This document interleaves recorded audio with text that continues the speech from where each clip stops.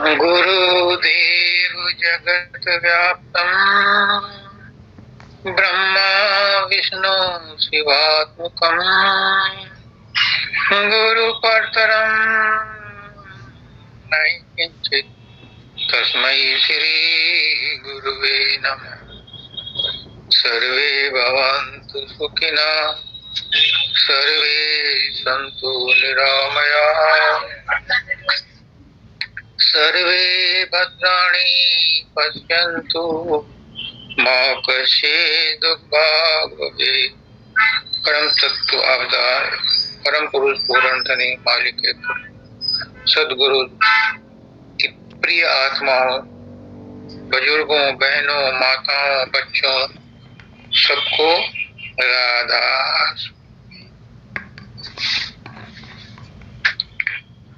आज प्रीति का प्रश्न है। प्रीति, दोबारा पढ़ो अपना प्रश्न, जो तुम कहना चाहती हो।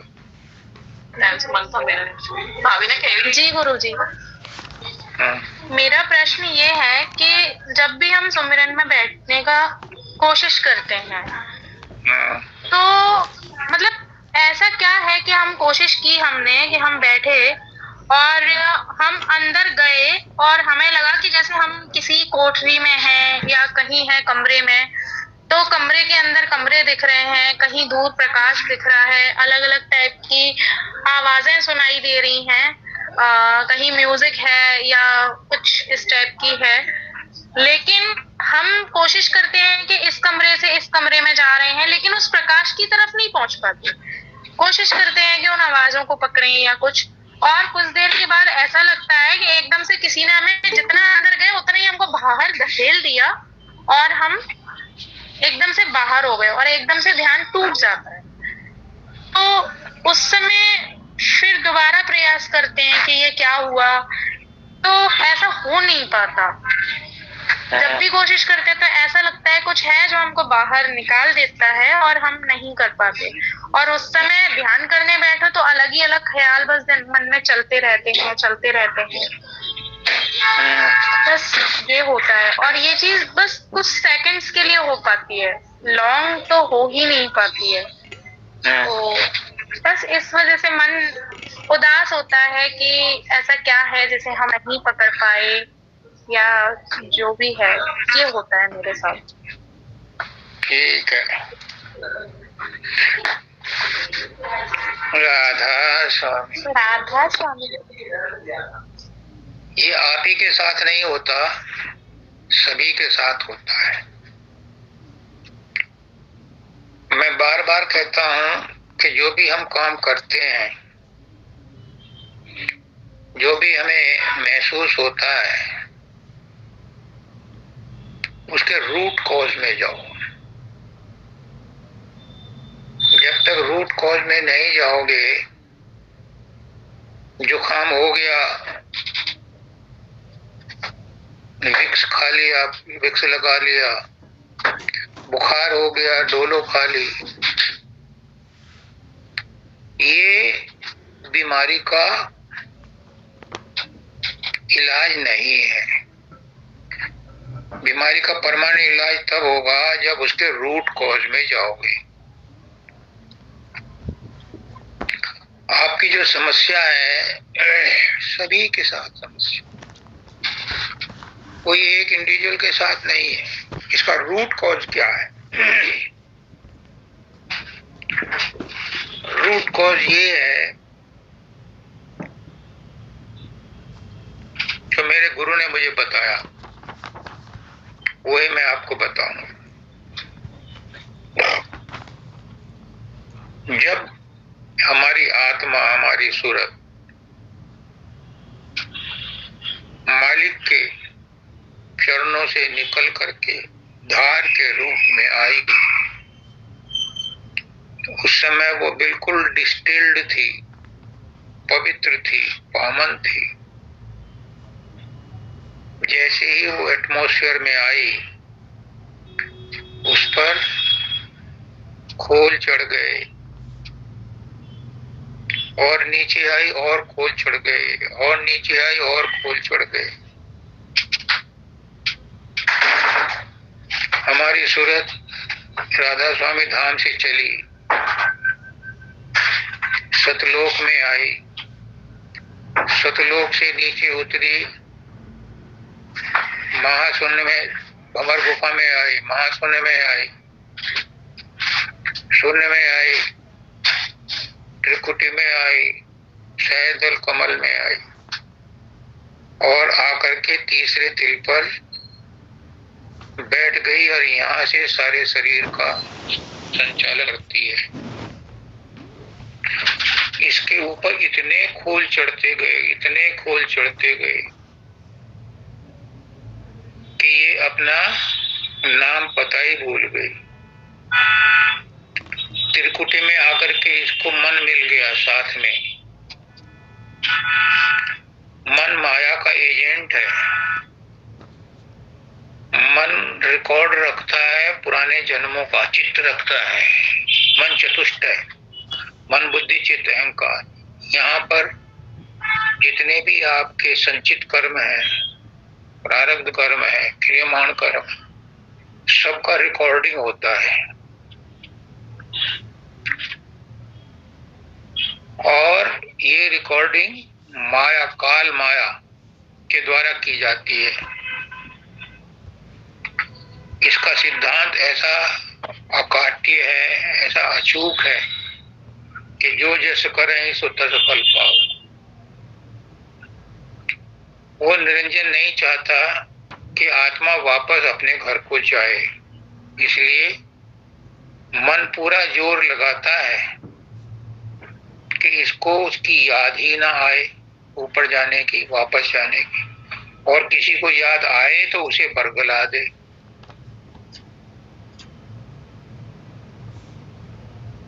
तो रूट कॉज क्या हुआ? मन नहीं चाहता कि आत्मा अपने घर को वापस जाए,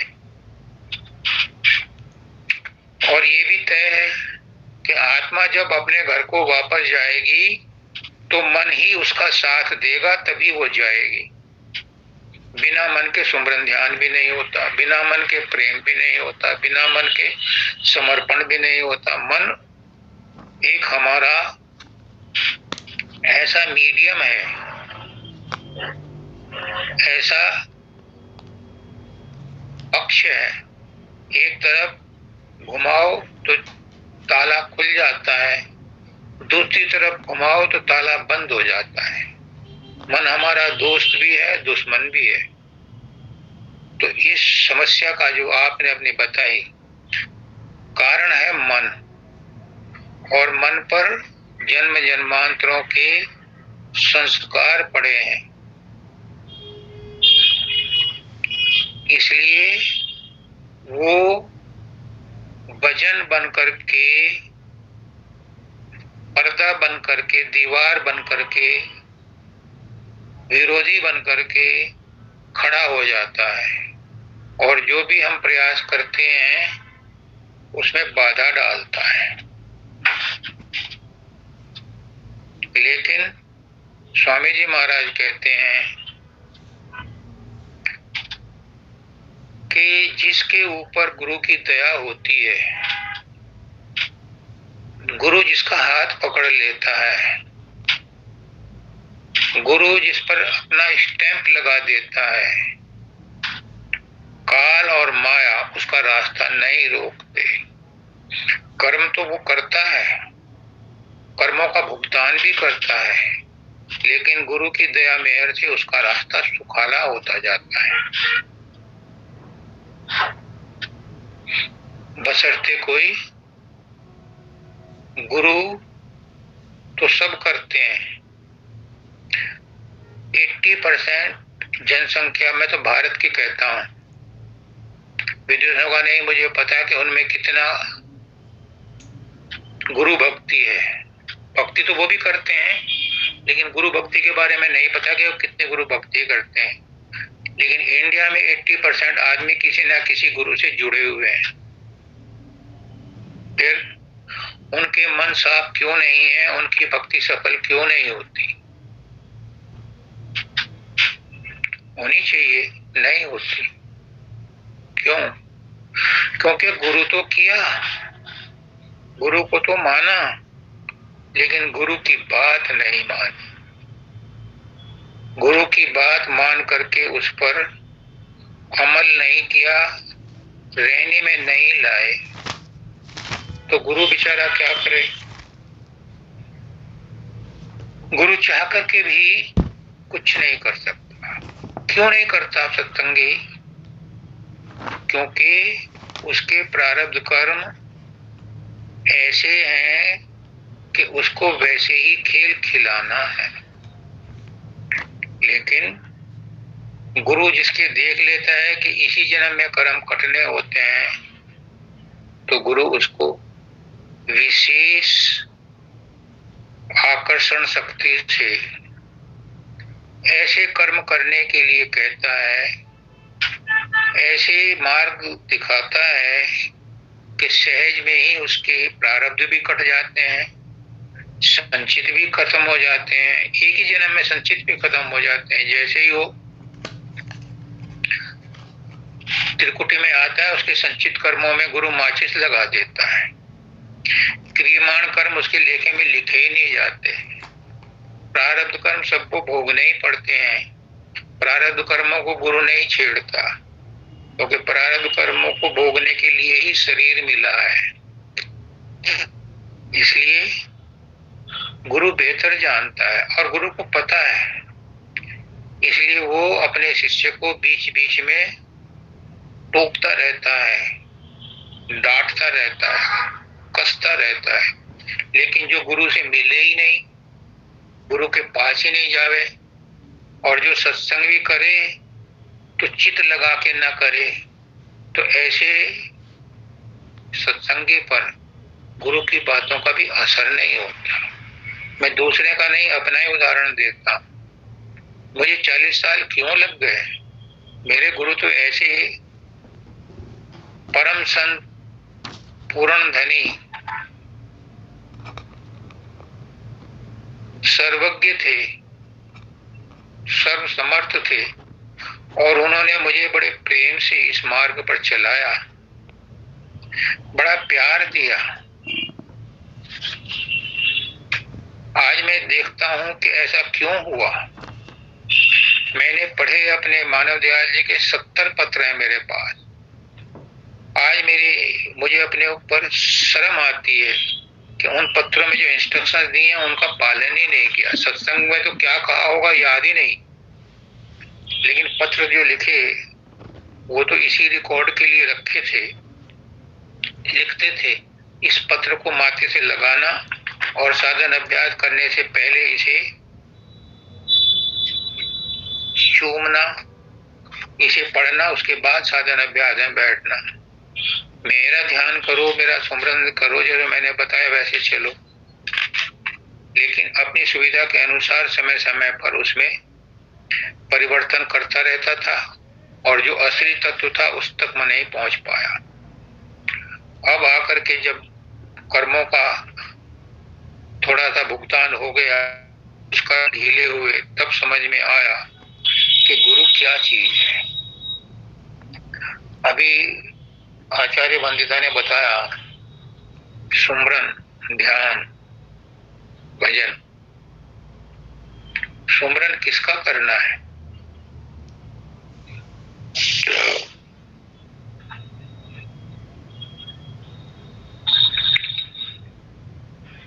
कुछ लोग पुस्तकें पढ़ के, किताबें पढ़ के मन मर्जी से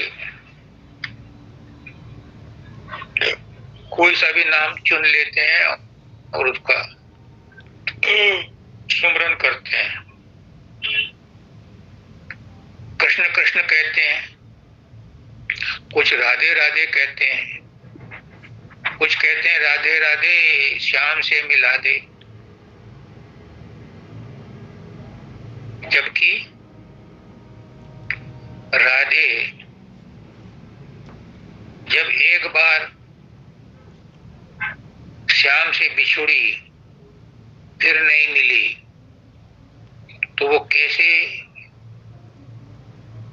आपको मिला देगी? फिर दूसरी बात ये है कि भक्त सोचता है कि जैसे संसार में अगर अधिकारी से बात नहीं हो रही तो उनके रिश्तेदारों के मार्फत सिफारिश लगाता है।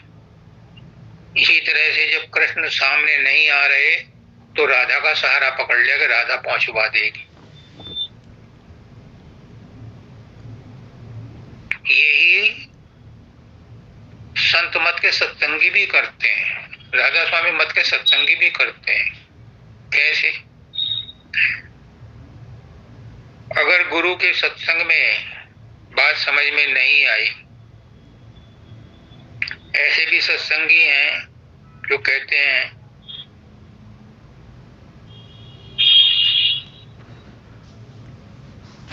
कि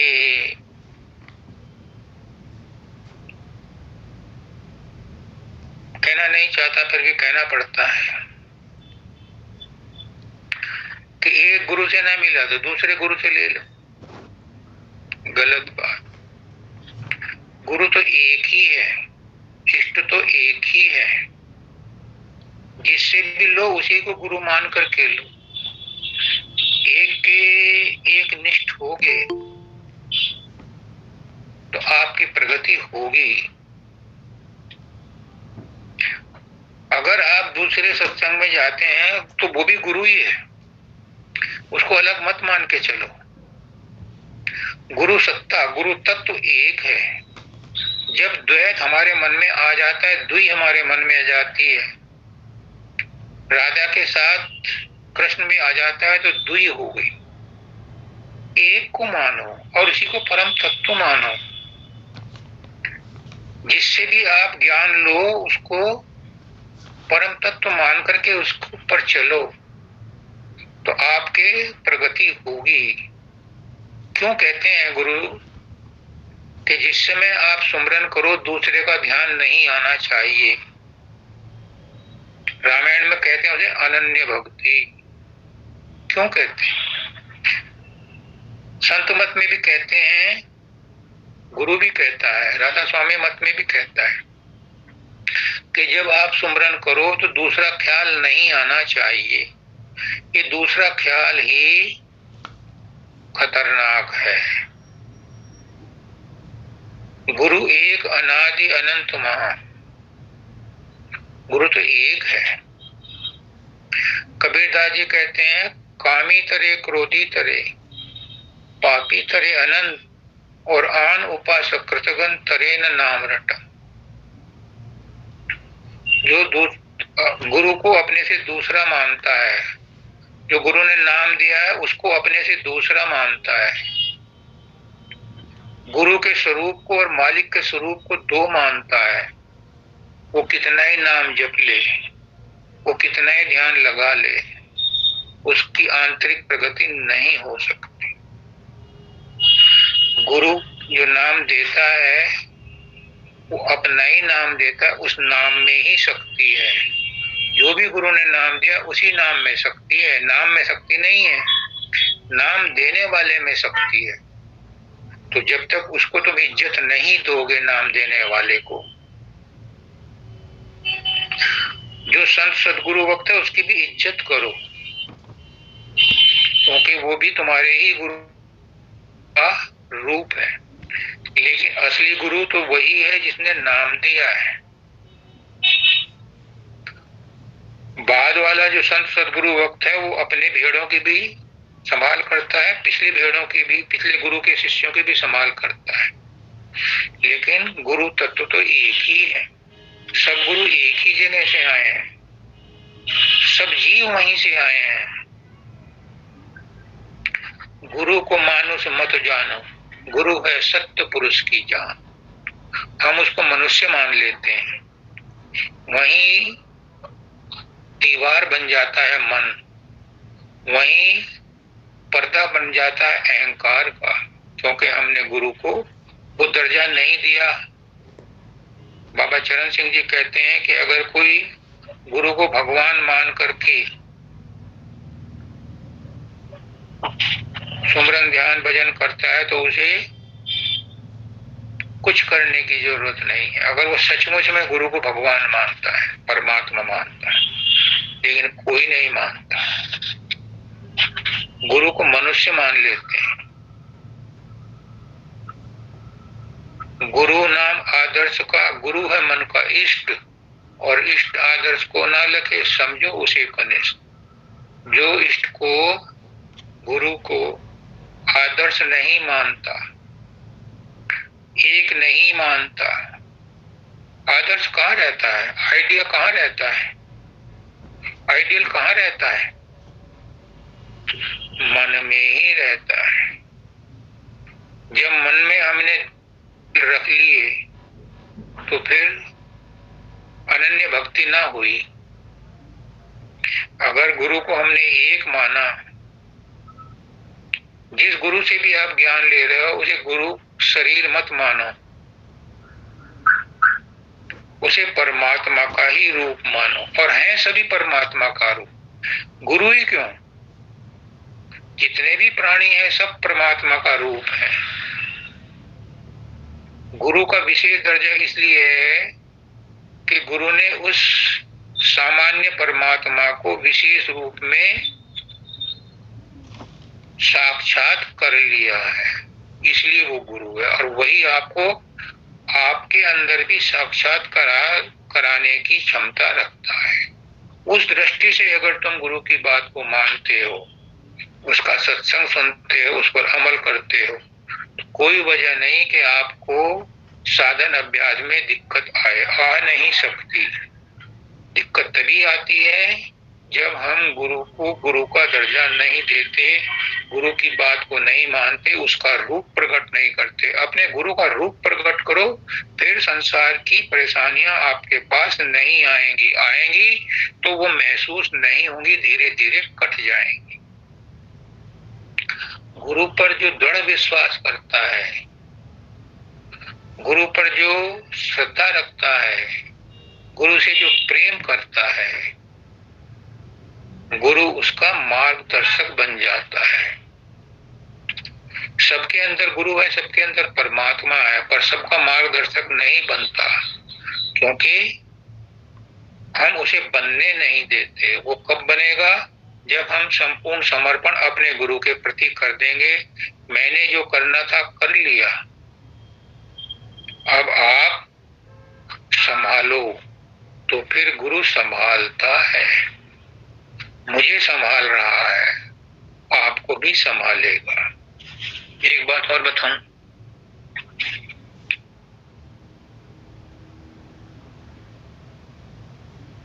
कहते हैं कि कृष्ण भगवान सुदर्शन चक्रधारी थे। होंगे, मैंने भी सुना है, मानने में क्या दिक्कत है, होंगे। लेकिन आप ये समझो कि आपका गुरु भी परमात्मा ही है।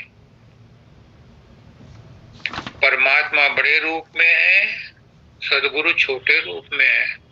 कृष्ण भगवान भी सदगुरु ही थे,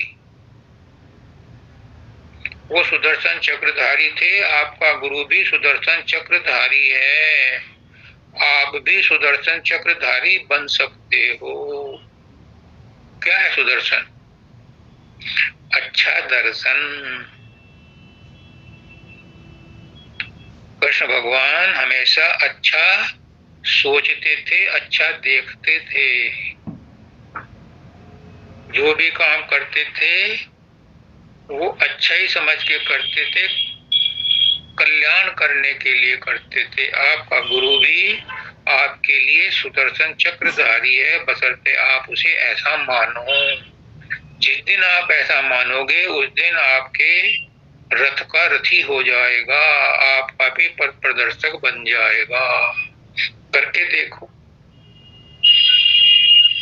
एक दिन के लिए करके देखो, एक दिन पूरी शक्ति को हार जाओ और गुरु के प्रति समर्पित हो जाओ कि आज जो कुछ भी करेगा गुरु ही करेगा। आज जो भी काम करना है गुरु के लिए करना है। अगर रोना भी है तो गुरु के लिए रोना है, नहाना धोना भी है गुरु के लिए नहाना धोना है, रोटी बनानी है गुरु के लिए बना। सारे काम एक दिन के लिए गुरु के लिए करके देखो। उस दिन शाम को साधन अभ्यास में बैठोगे तो गुरु तुम्हारे साथ ही रहेगा, अंग संग रहेगा। एक दिन करोगे तो मजा आएगा, फिर वो आदत बन जाएगी। ये जब तक जो है करने का सब्जेक्ट है। सुमरन भी करने से संबंध रखता है, जपने से कम संबंध है इसका। जप तो इसलिए करते हैं ताकि मन को एंगेज रखें, और करना इसलिए जरूरी है कि बिना क्रिया के सुमरन भी नहीं होता। सुमरन क्या है? गुरु को याद करना, नाम को याद करना, और जिसको याद करते हो उसका रूप भी बनना चाहिए। अगर नहीं बनता उसके बहुत कॉज हैं, उसके बहुत रूट कॉज हैं। तो उसका उपाय है कि गुरु को अगुआ रखो हर काम। रूप नहीं बनता ये मान के चलो गुरु यहाँ है तो बस है। अगर रूप नहीं बना और ये मान लिया कि गुरु प्रेजेंट है, मैं उसकी उपस्थिति में हूं, गुरु मेरे चारों तरफ है, तो फिर है। बुल्ले सा था, वो उसका गुरु से नाराज हो गया। उसको शिक्षा देने के लिए ताड़ मार करता है गुरु भी, जानबूझ के होता है ताकि वो सही रास्ते पे आ जाए। तो बुल्ले शाह एक वैश्या के पास गया। वैश्या बड़ी खुश हुई कि आज तो एक गुरु भक्त को तोड़ लिया। बुल्ले शाह कहता है, माई मैं तेरे पास आया हूं, तू मेरी माँ है, मुझे नाचना गाना सिखा दे। कहने लगी, क्या मतलब? मेरा गुरु नाराज है और उसे नाच गाने का शौक है, मैं उसे नाच गाना करके और रिझाना चाहता हूं। फला तारीख को उर्स है उस जगह, मैं उसको रिझाना चाहता हूं। तुझे भी बुलाया, तू भी जाएगी, लेकिन मैं तेरे साथ औरत के बेस में ही जाऊंगा और मैं अपने नाच गाने से उसे रिझाऊंगा। देखो, अगर ये भावना हमारे अंदर आ जाए कि हम गुरु को प्रसन्न कर लें तो क्या होगा? ये गुरु भक्ति है। नाम भक्ति इसके बाद शुरू होती है। नाम भक्ति के अधिकारी कोई हैं, लेकिन गुरु भक्ति के अधिकारी बहुत हो सकते हैं। जो गुरु भक्ति कर लेता है, गुरु उसका योग क्षेमम वहाम्यहम्, फिर उसके योग क्षेम की जिम्मेदारी गुरु की हो जाती है।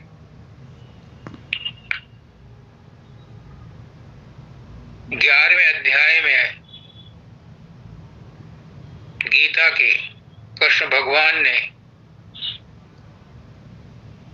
पहले तो विराट रूप दिखलाया अर्जुन को, क्योंकि अर्जुन उसका प्रिय भक्त था। अर्जुन ने कहा, गुरुदेव आपने जो कुछ कहा है अपने बारे में वो सब सही है, लेकिन मैंने सुना है, देखा नहीं। अगर आपकी कृपा हो तो मुझे अपना रूप दिखा दो। तो उन्होंने उनको विराट रूप दिखाया। विराट रूप देखने के बाद जब उसे सहन नहीं हुआ तो उसने कहा कि मुझे अपना चतुर्भुज रूप ही दिखाओ। कृष्ण भगवान ने उसे चतुर्भुज रूप दिखाया। अब चतुर्भुज रूप क्या है ये तुम समझो। गुरु का रूप भी चतुर्भुज रूप है। कैसे? कहने की बातें हैं। चतुर्भुज जो है वो समझो सांकेतिक है। क्या था उनके पास चतुर्भुज में? गदा, एक हाथ में गदा है, एक में शंख है, एक में चक्र है और एक में पद्म का फूल है, कमल का फूल है। अब ये क्या है? गदा है। गदा है इंद्रियों का दमन, मन और इंद्रियों का दमन करने का साधन।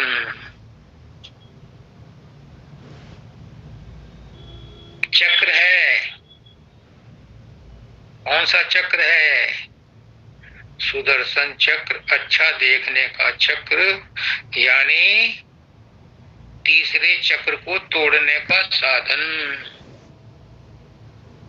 गुरु के पास है। गुरु सिखाता है। तीसरा है शंख। शंख क्या है? नाद, अनहद नाद। गुरु वही जो शब्द से नहीं,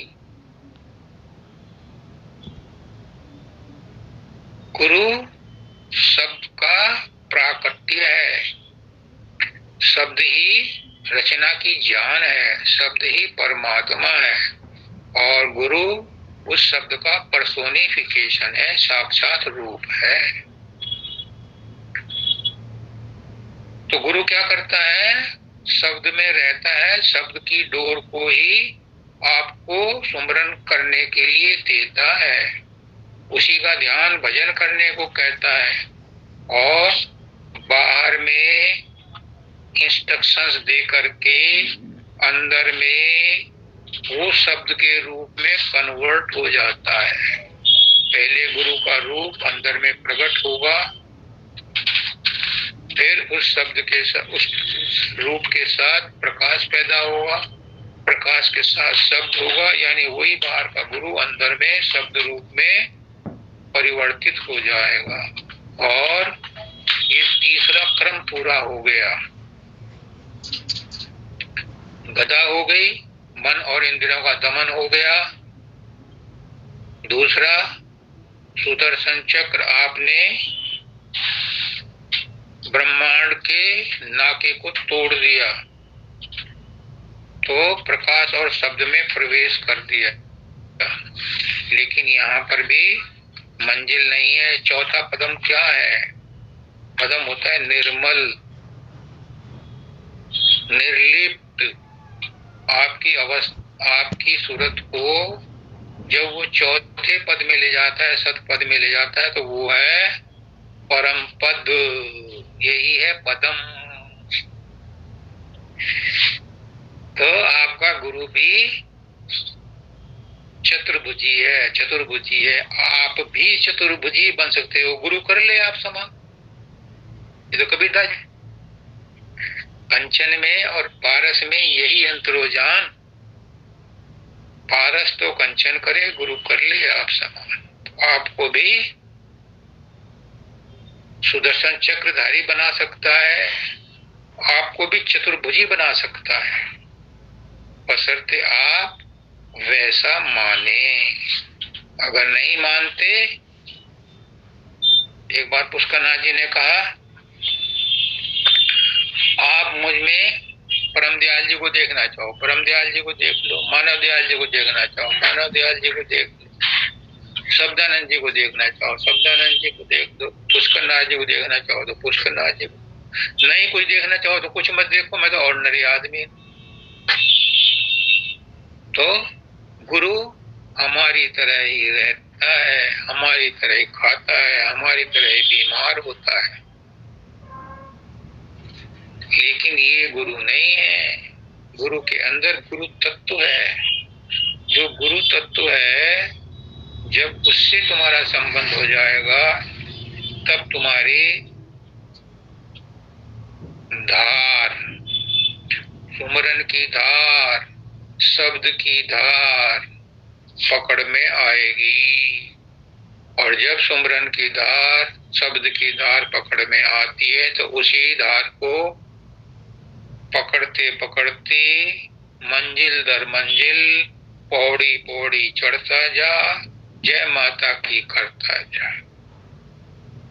ये जो रास्ते के मंजिल हैं, इनमें सब में अलग अलग शब्द और अलग अलग प्रकाश है, पर सबका मालिक वही है। ये रास्ते के जो शब्द और प्रकाश हैं, ये उसी का रूप है, ये फाइनल स्टेज नहीं है। फाइनल स्टेज पता चलेगी सतपद में जाके, सचखंड में जाकर के। तो वही है हमारा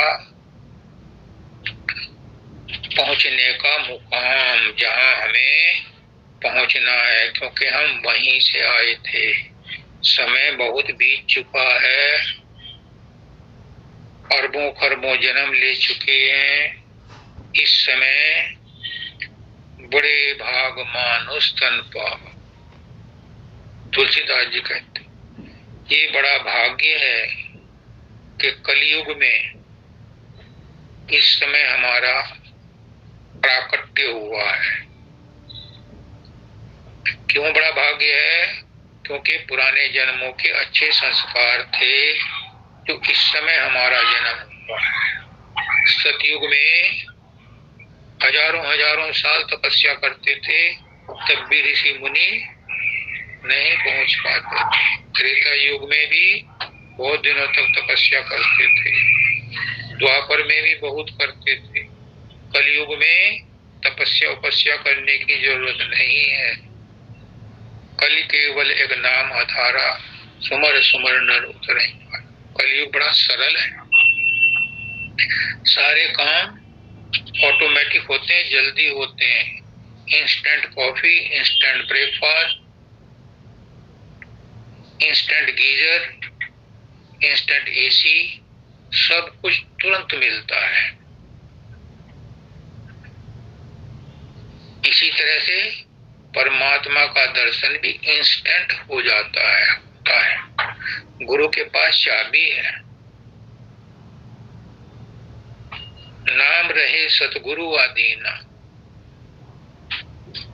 एक जगह कहते हैं, नाम रहे चौथे पदमाही, ये ढूंढे त्रिलोकी माही।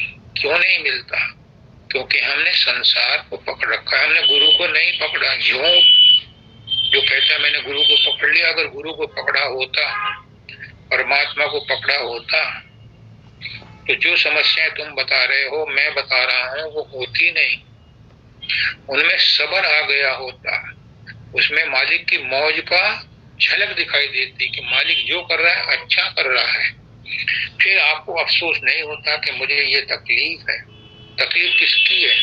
कौन है? कौन तकलीफ झेल रहा है? कृष्ण भगवान कहते हैं गीता में,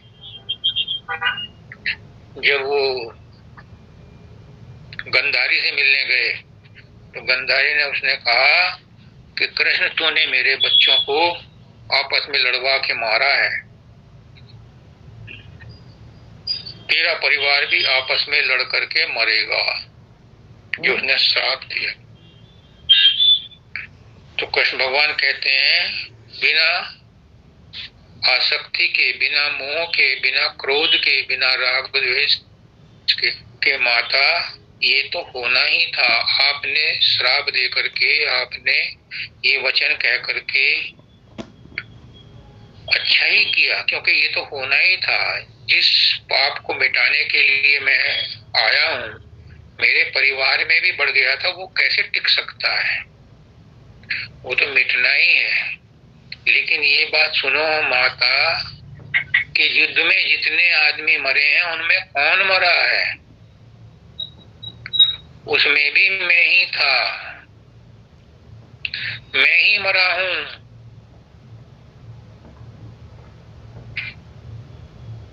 मतलब जब भगवान ने कहा था, परमात्मा ने कहा था सृष्टि के प्रारंभ में, एको अहम बहु श्याम है, तब उसमें हिलोर पैदा हुई, शब्द पैदा हुआ, और वो एक से अनेक बन गया। तो अनेक के अंदर कौन है? अनेक के अंदर वही परमात्मा है। लेकिन गुरु नानक की बात को भी कोई नहीं जानता, कोई नहीं मानता। गुरु नानक को तो बहुत मानते हैं। गुरु नानक देव जी कहते हैं बड़ी सटीक बात, नानक इस संसार को हुआ मोतिया बिंद,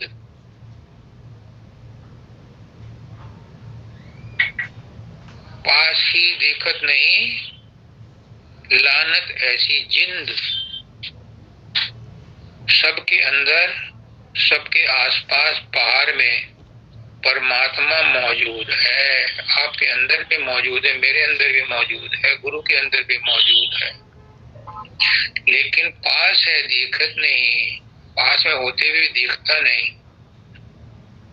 लानत ऐसी जिन, ऐसे जीव के लिए अफसोस करते हैं कि जो पास में रहते हुए को भी नहीं देखता। रोज मिलते हैं मगर मुलाकात नहीं होती। क्यों? क्योंकि परमात्मा हमारी प्रायोरिटी लिस्ट में है ही नहीं। हमारी प्रायोरिटी लिस्ट में तो संसार की भोग रखे हुए हैं, संसार की उपलब्धियां रखी हुई हैं। फिर परमात्मा कैसे आ जाएगा? आपके सामने तो वही आएगा जो आपकी प्रायोरिटी लिस्ट में हो। पुष्करनाथ जी ने एक बार कहा कि हर आदमी अपनी एक प्रायोरिटी लिस्ट बनाता है, जिसमें वो लिखता है कि इमरजेंसी में मुझे ये लोग मदद करेंगे। उनके टेलीफोन भी संभाल के रखता है, एड्रेस भी संभाल के रखता है, उनसे मेल मुलाकात भी बढ़ाता रहता है ताकि याददाश्त बनी रहे, मेल मुलाकात बनी रहे और इमरजेंसी में वो काम आए। लेकिन इमरजेंसी में कोई काम नहीं आता, टेलीफोन करने का भी फुर्सत नहीं मिलती जब यमदूत खड़े हो जाते हैं आकर के। उस समय कोई मदद नहीं करता। उस समय कौन मदद करता है? उसका नाम ही नहीं है लिस्ट में, लेकिन फिर भी आता है वो। कौन? गुरु। उस समय भी आता है और शब्द भी सुना जाता है। जिसने साधन अभ्यास किया है और गुरु अंत समय में आ गया तो फिर वो गुरु के धाम को ही जाता है। जिसने साधन अभ्यास नहीं किया और गुरु अंत समय में आ गया तो गुरु उसको ऐसे लोक में पहुंचाएगा जहां पर उसका जन्म मरण तो नहीं होगा, पर फाइनल मुक्ति भी नहीं होगी। फिर क्या करेगा?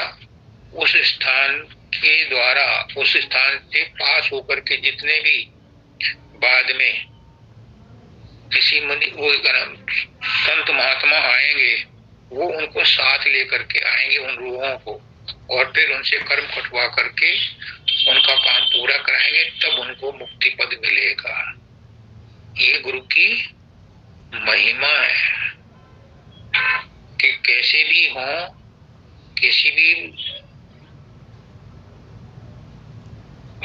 तरह से आपने गुरु का दामन पकड़ा है तो फिर गुरु आपकी मदद करेगा। एक जन्म में नहीं, 2 जन्म में, 2 महीने, 3 में, अब 4 में कर देगा। एक जन्म गुरु भक्ति कर, जन्म दूसरे नाम, और जन्म तीसरे मुक्ति पद, चौथे में निज नाम पहुंचा देगा। बशर्ते आप ये मत कहो कि जी मेरे भरोसे मत रही हो। आजकल ऐसा ही करते हैं। गुरु करते हैं तो गुरु से कहते हैं गुरुदेव आज मुझे कहीं जाना है, मुझे प्रसाद पहले दे दो, सत्संग में बाद में सुन लूंगा, आशीर्वाद पहले दे दो। मतलब गुरु के दरबार में आकर के भी संसार उनकी प्रायोरिटी लिस्ट में है। जब तक एक औरत मिली थी मुझे, सत्संगी हैं, वो जयश्री के पास आई, मैं वहीं पर था बेंगलोर में, तो बहुत दुखी थी। उन्होंने कहा मुझे अब इसी जन्म में मुक्ति चाहिए।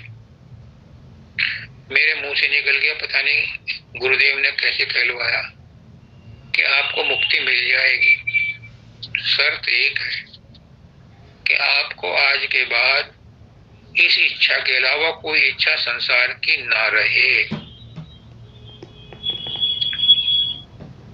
और वो चुप हो गई, पता नहीं कितना इस पर आचरण किया होगा। ये यूनिवर्सल ट्रुथ है कि परमात्मा आपको लेने को तैयार है, बशर्ते आप परमात्मा के अलावा कोई इच्छा मन में ना रखो। मुक्ति की इच्छा के अलावा कोई और इच्छा ना रहे। अब मुक्ति की बात आई है तो मुक्ति किसकी होती है? आत्मा तो सदैव मुक्त है। बंधन में होना तो एक भ्रम है, अज्ञान है। किसका? मन का पैदा किया हो। मन ने ही ये भ्रम पैदा कर रखा है कि आत्मा बंधन में है, इसलिए गांठ पड़ गई, जड़ ग्रंथि गांठ पड़ गई। ये कैसे खुलेगी? इसे गुरु ही खोलता है। गुरु के पास ही चाबी है उसे खोलने की। कैसे खोलता है? सुमरन ध्यान के दो औजार दिए हैं, सुमरन ध्यान भजन के औजार दिए हैं गुरु ने, उनका इस्तेमाल करो। अगर उनका इस्तेमाल ही नहीं करोगे तो ताला कैसे खुलेगा? हमें नहीं पता हमारे कर्मों की दीवार कितनी मोटी है, इसलिए हमारा फर्ज है कि हर समय हम अपने सुमरन ध्यान में लगे रहें, जैसा गुरु ने बताया है। एक न एक दिन छेद आर पार हो ही जाएगा। अभी तुम कहते हो कि हम जाते हैं और कोई हमें बाहर धकेल देता है। सभी के साथ होता है, मेरे साथ भी होता है, सभी के साथ होता है। क्यों?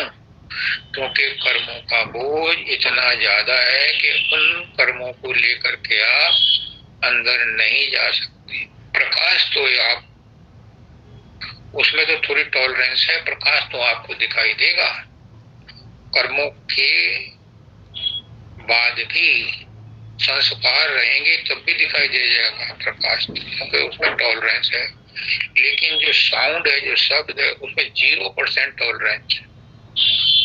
अगर मन में जरा सी भी किसी इच्छा की गंध भी रह गई, इच्छा नहीं रही, गंध भी रह गई, तो भी आप अंदर नहीं जा सकते, आपको धकेल दिया जाएगा। शब्द जो है कतई बर्दाश्त नहीं कर सकता किसी भी अपवित्रता को। वहां अगर प्रवेश करना है तो पवित्र होकर के ही जाना पड़ेगा, और वो पवित्रता साधन अभ्यास से ही आती है। जो प्रेम से उस अवस्था में पहुंच जाते हैं, पहुंच सकते हैं, क्योंकि प्रेम में सब कुछ समाहित हो जाता है। प्रेम में ज्ञान भी दग्ध हो जाता है, प्रेम में सारे कर्म दग्ध हो जाते हैं। लेकिन एक कमी है, हजूर महाराज कहते हैं, प्रेम ही परमात्मा है, परमात्मा ही प्रेम है। ये सही है, लेकिन प्रेम के रास्ते पर चलना बस एक कमी है। हजूर महाराज कहते हैं क्या? कि ये टिकाऊ नहीं है। हर समय टिका नहीं रह सकता। जो साधन अभ्यास से अवस्था प्राप्त की है वो टिका हुआ है, उस पर भरोसा किया जा सकता है। अभी प्रेम का भाव है, थोड़ी देर में वो भाव खत्म हो जाएगा, तो जिस अवस्था पर हम थे वो अवस्था नहीं रहेगी। तो प्रेम बहुत बड़ा हथियार है परमात्मा तक जाने का। और इसका वाया मीडिया क्या बताया उन्होंने कि जो साधन अभ्यास करो इसे भी प्रेम के साथ करो, इग्नोर नहीं किया। रूखा सूखा अभ्यास आपके काम नहीं आएगा, प्रेम के साथ अभ्यास करो, यानी उसकी पावर को बढ़ा दो, स्क्वायर कर दो, और उसको घात 3, घात 4, घात 5 ऐसे करा दो। तो उसमें एक धार प्रेम की भी शामिल हो जाएगी। जब वो धार प्रेम की शामिल हो जाएगी तो आपकी जो मन और सूरत की धार आपस में संघर्ष कर रही है सुमरन ध्यान भजन करने के लिए, उसको ताकत मिलेगी प्रेम की, तो वो मजबूती से जल्दी से ऊपर चढ़ेगी। अकेले प्रेम की धार से आप कई बार पहुंच जाओगे उस अवस्था में, लेकिन वो टिकाऊ नहीं है। ये हजूर महाराज जो 2 नंबर के गुरु थे हमारे, वो कहते हैं प्रेम के बिना कुछ नहीं होता, लेकिन प्रेम के साथ ही हमारी सूरत लगनी चाहिए। अगर प्रेम के साथ सूरत की डोर नहीं लगी तो जो शब्द और प्रकाश के साथ लगी उसमें उतनी गीलापन नहीं आएगा। एक जगह लिखा है, एक बार पुष्करनाथ जी ने भी कहा था, मैं तो उन्हीं के ढोल बजाता हूँ, सारा ज्ञान उन्हीं का है, और वही बोल रहे हैं कि जब किसान खेत में बीज बोता है, अगर खेत में नमी नहीं है तो बीज कितना ही उत्तम क्वालिटी का क्यों ना हो, वो नहीं उगेगा। और अध्यात्म में नमी क्या है? यही प्रेम है। बीज नाम है, बोया गुरु ने, अगर उसमें गुरु का प्रेम नहीं है, नमी नहीं है, तो वो उगेगा नहीं। और उग गया तो फिर खाद पानी दोबारा से नहीं मिला, समय समय पर सत्संग और दर्शन नहीं मिले, तो बाढ़ नहीं लगाई सत्संग की, तो खरपतवार नहीं निकाली राग द्वेष की, तो क्या होगा? वो उग करके भी फलित नहीं होगा। इसलिए गुरु की महिमा है। गुरु अंदर में भी काम करता है, बाहर में भी काम करता है, इसलिए भी उसे चतुर्भुज कह सकते हैं। 2 हाथ में वो बाहर रहता है और उन्हीं 2 हाथों के साथ अंदर में रहता है, वो चतुर्भुज हो गया। उस तरह से, उस दृष्टिकोण से भी चतुर्भुज है, क्योंकि अंदर में भी गुरु मदद करता है और बाहर में भी गुरु मदद करता है। गुरु बिना गत नहीं।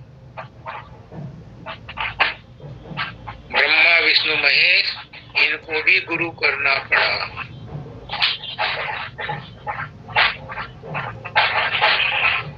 रामायण में आते कि विरंच सम कोई हो, जो विरंच ब्रह्मा है, इसके समकक्ष भी कोई होगा तो बिना गुरु के उसको भी रास्ता नहीं मिलता। और संत मत में, राधा स्वामी मत में तो स्वामी महाराज ने पहले ही कह दिया है कि मैं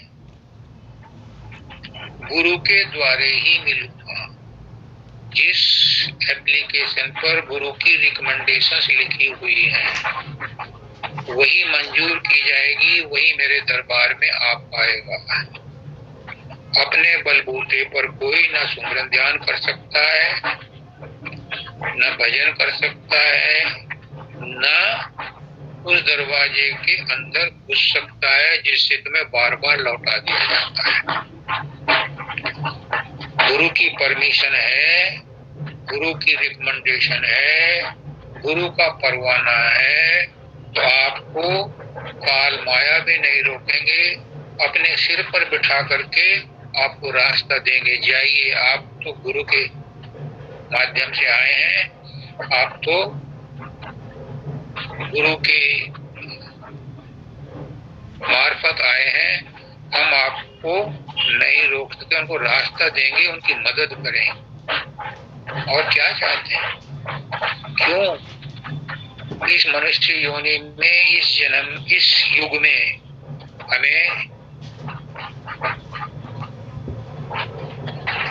कलयुग में जन्म मिला, मनुष्य योनि मिली, फिर सतगुरु मिला, सतगुरु का सत्संग मिला, सत्संग के बाद दर्शन मिला। इसके बाद भी अगर गुरु पर विश्वास, गुरु पर श्रद्धा, गुरु की बातों पर आचरण नहीं करते तो गुरु का दोष नहीं है। ये मालिक की मौज है, वो ऐसे ही खेल खिलाना चाहती है, लेकिन जिसके अंदर बीज पड़ गया वो एक जन्म में नहीं तो दूसरे जन्म में फलित होगा।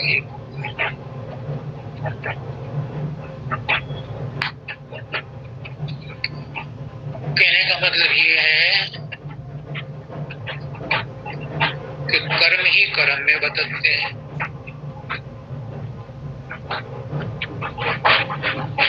गुण ही गुणों में बरतते हैं, और गुरु ही गुरु में बरत रहा है।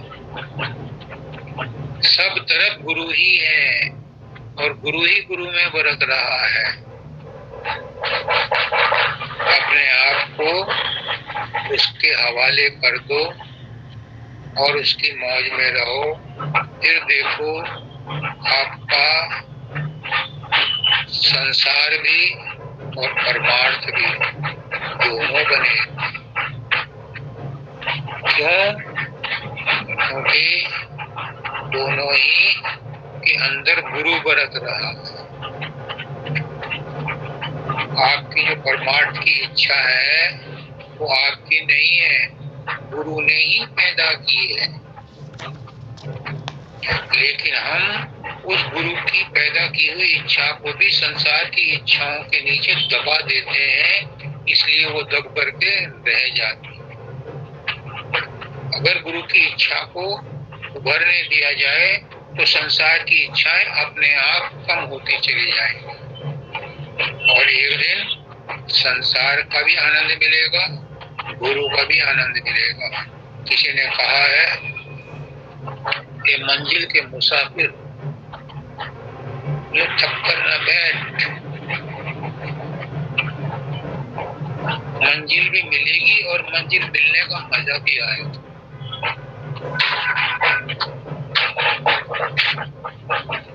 तो मेरे भाइयों बहनों, बच्चों, बुजुर्गों, माताओं, सबसे मेरी यही रिक्वेस्ट है कि इस जीवन को सफल बना लो। बहुत जरूरी है, समय अब नहीं रहा। जो समय है, जो सांस बाकी है, उसी में गुरु के साथ लिपट जाओ, गुरु के साथ एक हो जाओ, समर्पण कर दो। मुझसे जो होना था, मुझसे जो करना था, मैं करके थक गया, अब सब आपको अर्पण है। अब आप ही जानो कि कैसे मेरा उद्धार होना। सब कुछ उनको समर्पण कर दो तो वो आपका ख्याल रखेंगे, रखेंगे और रखेंगे। राधा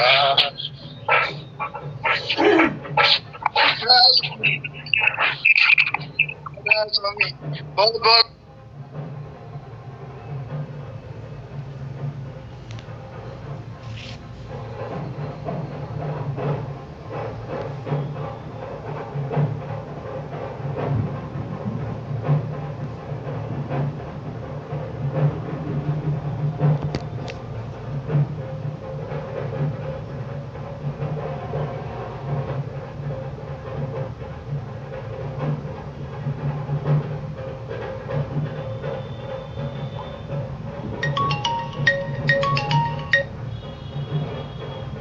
हाँ भाई।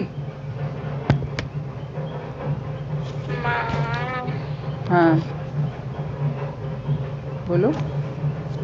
बैठे हैं भाई। आप क्या कर रहे हो?